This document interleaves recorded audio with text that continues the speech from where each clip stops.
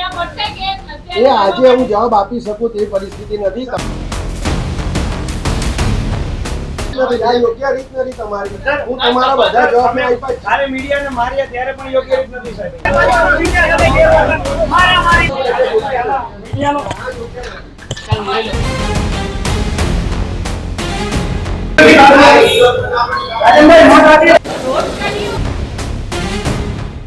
ગરીબોના ઘર તોડવા બુલડોઝર રાતોરાત પહોંચી જાય છે, પણ જ્યારે એ જ ગરીબોને માથે છત આપવાની વાત આવે ત્યારે આપણા નેતાઓ કેવી રીતે પૂંછડી દબાવીને ભાગે છે તેનો જીવતો જાગતો અને શરમજનક પુરાવો આજે સુરતમાં જોવા મળ્યો. સુરતના નાસીરનગર ડિમોલિશન મામલે હવે સત્તાધીશોના પરસેવા છૂટી રહ્યા છે.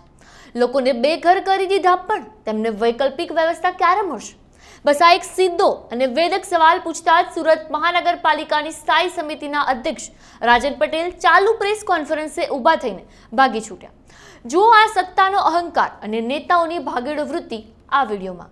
પણ તે પહેલા લલકાર ન્યૂઝને લાઇક, શેર અને સબસ્ક્રાઇબ જરૂરથી કરજો. નમસ્કાર, લલકાર ન્યૂઝ સાથે હું રિયા રાવલ.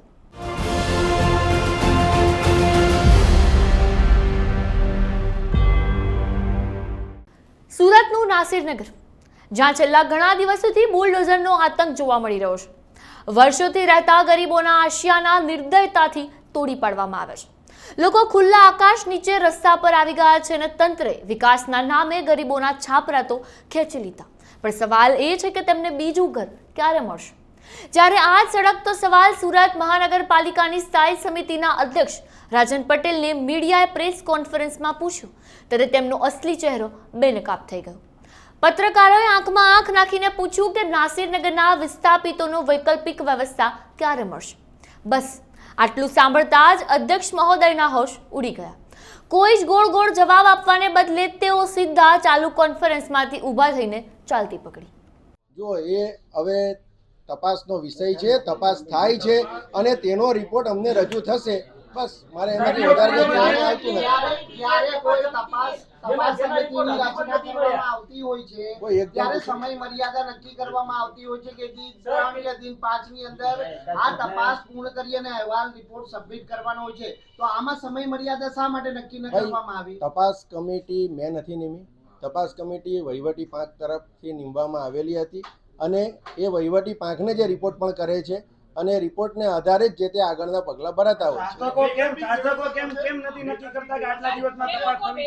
જ્યારે હું એ કહું છું, તપાસ કમિટીના રિપોર્ટને આધારે જે તથ્ય પર આવ્યું છે ત્યારે નક્કી થશે.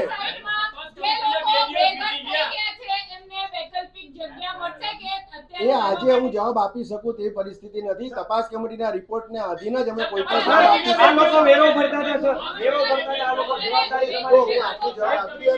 મારા બાજુમાં જેટલા જવાબ આપવાના છે મેં તમને આપી દીધા છે. જે મારા જવાબ મારે જેટલા જવાબ આપવા જોઈતા હતા એના જવાબ તમને આપ્યા છે.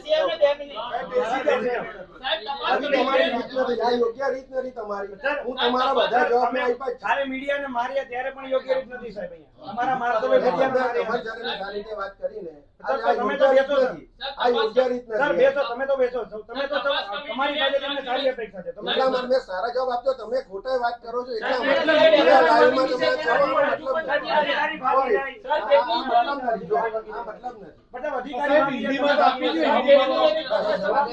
તપાસ સમિતિના જે સભ્યો છે એમની કડક તપાસ થઈ.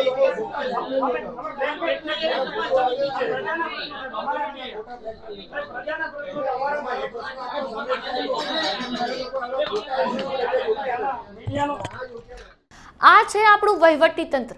ગરીબોના ઘર તોડવા અમને બહુ સારી રીતે આવડે છે, પણ વસાવતા નહીં. સત્તાના નશામાં ચૂર નેતાઓ પાસે ગરીબો માટે કોઈ પ્લાન જ નથી. મીડિયાના કેમેરા અને સવાલોથી ડરીને ભાગી જતા આ નેતાઓ શું સુરત શહેરનો વિકાસ કરશે? નાસીરનગરના લોકો આજે ન્યાયની ભીખ માંગી રહ્યા છે અને જવાબદાર નેતાઓ એસી ચેમ્બરમાંથી ભાગી રહ્યા છે. તો જોયું તમે, આપણા ચૂંટાયેલા પ્રતિનિધિઓ જ્યારે જનતાના સવાલોથી ભાગવા લાગે ત્યારે સમજી લેવું કે દાળમાં કંઈક કાળું નથી, પણ દાળ જ આખી કાઢી છે. નાસીરનગરના લોકો આજે પણ ન્યાયની આશામાં રસ્તા પર બેઠા છે. શું આ છે સ્માર્ટ સિટી સુરતનો અસલી ચહેરો? શું રાજન પટેલ કે સુરત મહાનગરપાલિકા આ ગરીબોને ક્યારે તેમનો હક આપશે કે પછી આ મુદ્દો પણ રાજકારણની ભેટ ચડી જશે? તમારું શું કહેવું છે આ નેતાઓના આવા શરમજનક વર્તન પર?